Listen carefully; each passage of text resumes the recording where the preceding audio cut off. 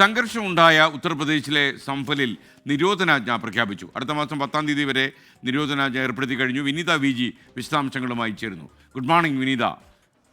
സംഘർഷത്തിൻ്റെ അയവുണ്ടോ അവിടെ?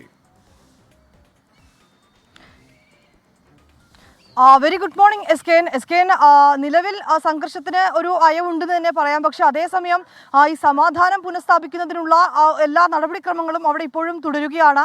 ഈ സംഘർഷം നടന്ന സ്ഥലങ്ങളിലൊക്കെ തന്നെ വലിയ സുരക്ഷാ ക്രമീകരണങ്ങളൊക്കെ ഏർപ്പെടുത്തിയിരിക്കുന്നു. ഇതിൻ്റെ കൂടി പശ്ചാത്തലത്തിലാണ് ഇപ്പോൾ നിരോധനാജ്ഞ പ്രഖ്യാപിച്ചിരിക്കുന്നത്. ഡിസംബർ 10 വരെയാണ് നിരോധനാജ്ഞ ഏർപ്പെടുത്തിയിരിക്കുന്നത്. അനുവാദമില്ലാതെ 5 അതിലധികമോ ആളുകൾ കൂട്ടം കൂടുന്നതിനൊക്കെ തന്നെ നിയന്ത്രണം ഏർപ്പെടുത്തിയിട്ടുണ്ട്. എസ് കെ സൂചിപ്പിച്ചതുപോലെ ഈ സംഘർഷത്തിന് അയവുണ്ടാവുകയും ഒപ്പം തന്നെ ഒരു സമാധാനം പുനഃസ്ഥാപിക്കുകയും ഒക്കെ കൂടി തന്നെയാണ് ലക്ഷ്യം.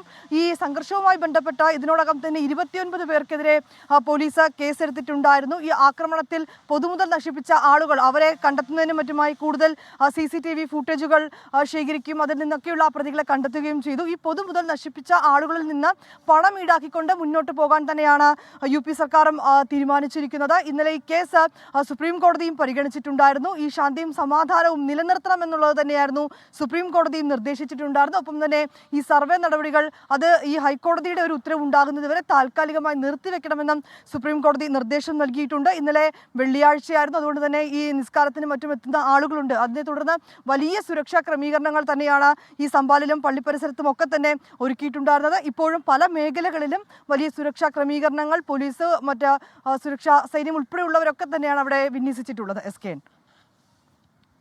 വിനീത വി.ജിയാണ് വിവരങ്ങൾ നൽകിയത്.